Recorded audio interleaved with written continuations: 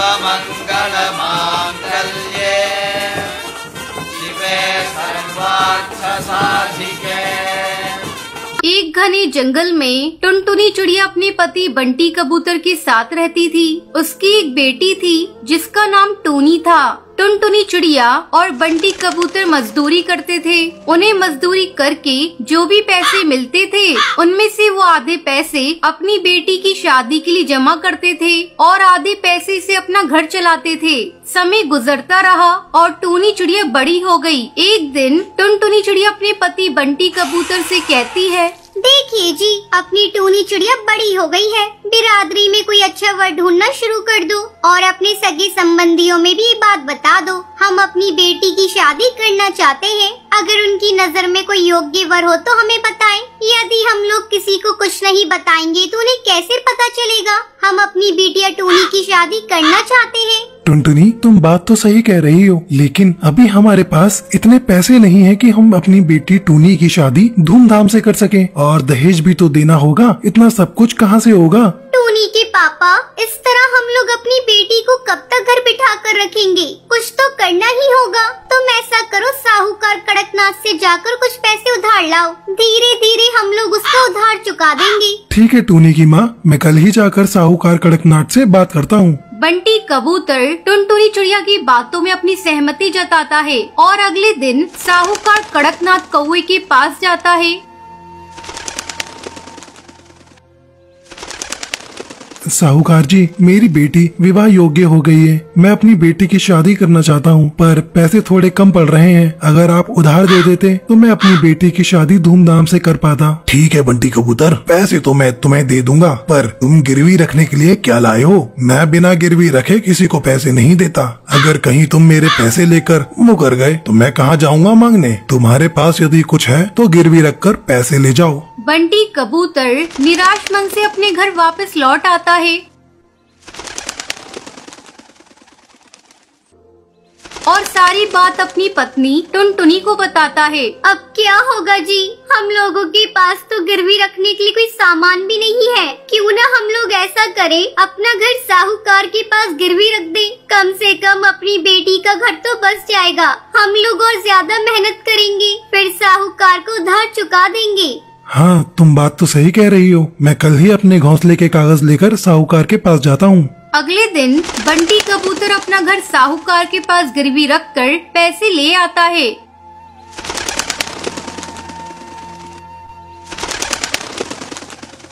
फिर टूनी चिड़िया के लिए अच्छा रिश्ता ढूंढने लगता है। जल्द ही टूनी की शादी सुंदर नाम के कौवे से तय हो जाती है। सुंदर कौवा सिर्फ नाम का ही सुंदर था। टूनी के माँ बाप अपनी बेटी की शादी में बहुत अच्छा इंतजाम करते हैं और टूनी को दहेज में बहुत सारा सामान देते हैं। धूमधाम से टूनी चिड़िया की शादी सुंदर कौवे से हो जाती है और खुशी खुशी टूनी चिड़िया अपने ससुराल चली जाती है। टूनी चिड़िया के ससुराल चले जाने के बाद टुनटुनी चिड़िया और बंटी कबूतर बात कर रहे थे। देख रही हो जी, टूनी के चले जाने के बाद अपना घर कितना सूना लग रहा है। भगवान करे टूनी अपने ससुराल में खुशी खुशी बस जाए। वैसे तो सुंदर कौवे का स्वभाव बहुत ही अच्छा है। वो हमारी बेटी को खुश रखेगा। चलो, सब कुछ अच्छे से निपट गया। अब चलकर आराम करते हैं। सुबह फिर काम पर भी तो जाना है और साहूकार का कर्ज भी तो चुकाना है। फिर टुनटुनी चिड़िया और बंटी कबूतर सो जाते हैं। कुछ दिनों तक दोनों मिलकर कड़ी मेहनत करते हैं और साहूकार को उधार चुका देते हैं।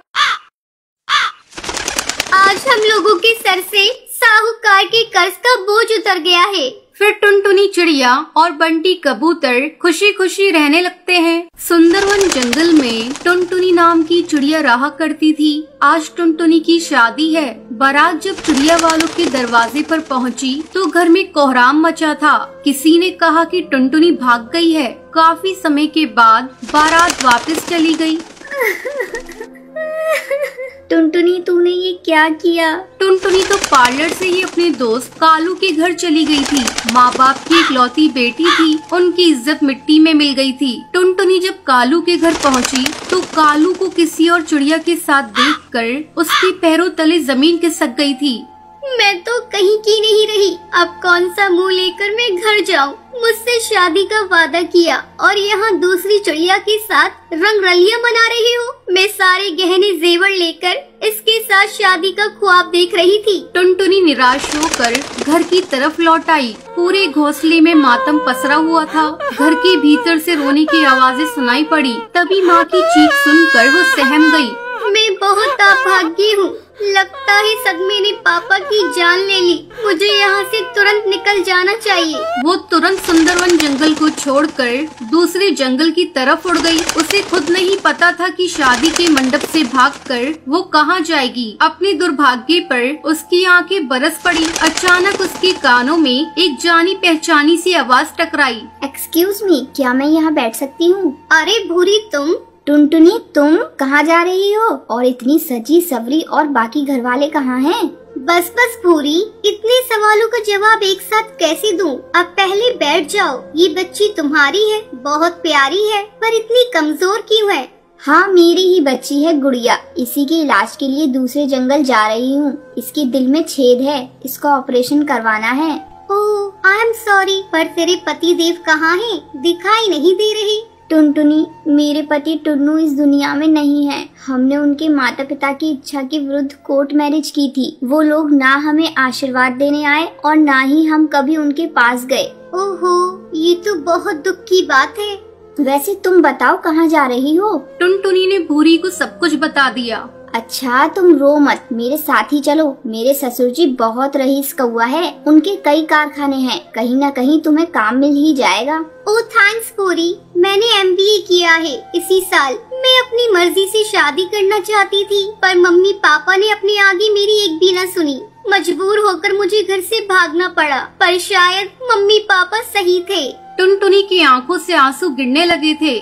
टुनटुनी, रोना बंद करो। मैं भी पहली बार ही ससुराल जा रही हूँ। जब मेरे ससुर जी ने टुन्नू के मरने की खबर सुनी तो उनका सारा गुस्सा पानी हो गया। उन सभी ने तो मुझे और मेरी बच्ची को देखा भी नहीं है। उन लोगों ने ही पत्र लिखकर मुझे बुलाया है। बहुत देर तक बातें करते करते दोनों नदी किनारे पर ही सो गयी। तभी अचानक एक तेज तूफान आ गया। चारों तरफ अफरा तफरी मच गई थी। तेज हवा से एक डाल सीधा भूरी के ऊपर आकर गिरी। उसके माथे से खून की धाराएं बह रही थी। टुनटुनी, मेरी एक मदद कर दो। मैं शायद जिंदगी और मौत से जूझ रही हूँ। मेरे पास समय नहीं है। प्लीज मेरी बच्ची को उसके दादा दादी के पास पहुँचा देना और तुम उसकी माँ बनकर ही जाना। वो मुझे नहीं पहचानते। ये कहते कहते भूरी की आंखें बंद हो गई थी। टुनटुनी की रोते रोते हिचकियाँ बन गई थी।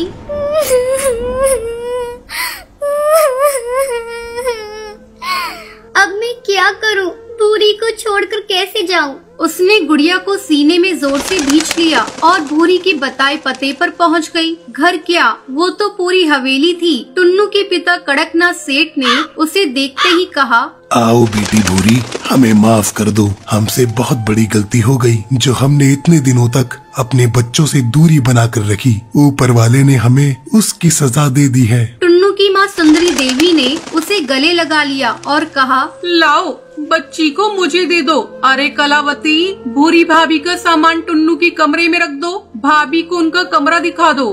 टुनटुनी इस नए घर में बहुत ही असहज महसूस कर रही थी, पर कठपुतली की तरह सबकी हाँ में हाँ मिलाती रही। कमरे में जाकर वो टुन्नू की तस्वीर के सामने खड़ी होकर फूट फूट कर रो पड़ी।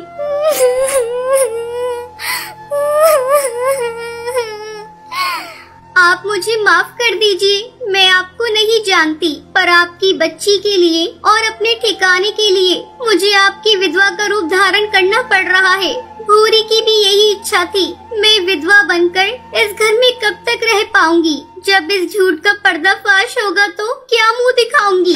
ये सोचते ही उसका कलेजा मुंह को आ गया। तभी दरवाजे पर सुंदरी देवी को देखकर उसने उन्हें कमरे में आने के लिए कहा। हमने जब टीवी में समाचार सुना कि जंगल में तेज तूफान और बारिश ने कहर बरसाया है तो सारी उम्मीदें खत्म हो गई थी, पर तुम्हें देखकर नया जीवन मिल गया। चल खाना खाकर आराम कर लो। सुबह डॉक्टर के यहाँ भी जाना है गुड़िया को दिखाने। जी माँ जी। उसको वहाँ रहते हुए 1 साल होने को आया। अब समय आ गया है मैं इन लोगों को सच्चाई बता दूं। किसी इंसान को कब तक धोखे में रख सकती हूँ मैं। यही सोचकर वो सास के कमरे की तरफ बढ़ गई। तभी सास की आवाज उसके कानों में पड़ी। मैं इतनी बड़ी बात कैसे कह सकती हूँ? अगर वो नहीं मानी तो? एक बार कहकर तो देखो, उसकी मर्जी के बिना हम कुछ नहीं कर सकते। देव कबूतर ने खुद ही मुझसे उसके साथ शादी के लिए प्रस्ताव रखा है। वो टुन्नू का दोस्त है। टुनटुनी ने सुना तो उसकी आंखों से आंसू आ गई। वो तुरंत अंदर चली गई। बापूजी,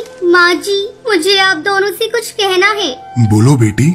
गुड़िया भी पूरी तरह से स्वस्थ हो गई है। अब आप लोगों को मैं धोखा नहीं देना चाहती। पर क्या? बोलो। टुनटुनी ने शुरू से लेकर अंत तक सारी बात बता दी। सब कुछ सुनने के बाद, बेटी, ये तुम्हारा बहुत बड़ा बलिदान है। तुमने हम लोगों को ऐसे समय में सहारा दिया जब हम बिल्कुल बेसहारा हो चुके थे। एक तरफ टुन्नू की मौत और दूसरी तरफ भूरी की मौत का समाचार सुनकर शायद हम दोनों टूट ही जाते, पर तुम्हारे उस झूठ ने हमें जीवन दान दिया है। ये सच है। इतने दिनों तक तुम हमारे घर में कुंवारी विधवा बहू बनकर रही। अब हम तुम्हारी शादी करके अपने हाथों से विदा करेंगे। टुनटुनी ने दोनों के पैर छू कर आशीर्वाद लिया। उसकी शादी देव कबूतर से हो गई। अब उसका जीवन खुशियों से भर गया था।